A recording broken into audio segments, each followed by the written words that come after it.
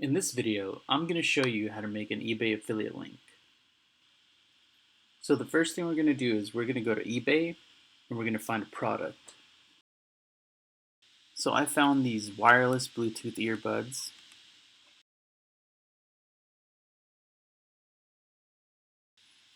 They are black web.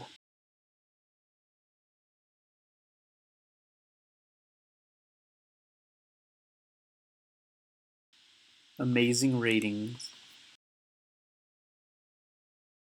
Once we have found the product, we want to copy the URL. Then we're going to paste it where it says eBay URL address. Next, we're going to select the campaign. You can go with default campaign. I'm going to use YouTube. Then we're going to hit generate link. And there is your link. You want to copy it. And that's how you make an eBay affiliate link.